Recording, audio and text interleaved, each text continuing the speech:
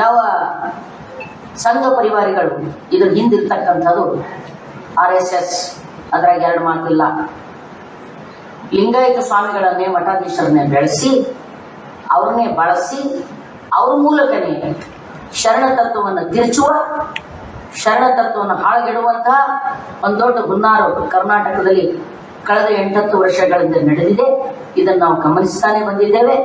ಆ ಕಾರಣಕ್ಕಾಗಿ ಈಗಾಗಲೇ ನಾವು ಶಾಪೂರ್ನಲ್ಲಿ ವಿರೋಧಿಸಿದ್ದೇವೆ, ಗದಗ್ನಲ್ಲಿ ವಿರೋಧಿಸಿದ್ದೇವೆ, ಬಸವ ಕಲ್ಯಾಣದಲ್ಲಿ ಕೂಡ ವಿರೋಧಿಸಿದ್ದೇವೆ.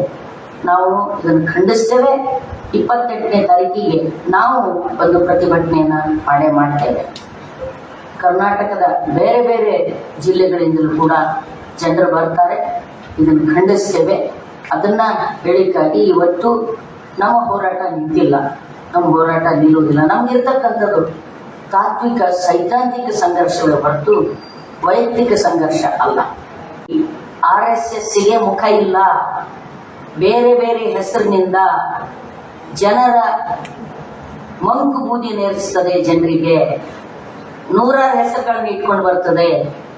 ನೌಟಂಕಿ ಅಂತ ಹೇಳ್ತಿರಲ್ಲ ನಾವು, ಅಂತ ನೌಟಂಕಿ ನೀವು ನಡೆಸ್ತಿರೋದನ್ನ ಅರ್ಥ ಮಾಡಿಕೊಳ್ಳದಷ್ಟು ಕಲ್ಯಾಣ ಕರ್ನಾಟಕದ ಪ್ರಗತಿಪರರು ಬಸವ ಅಭಿಮಾನಿಗಳು ಹೆಡ್ಡರಲ್ಲ.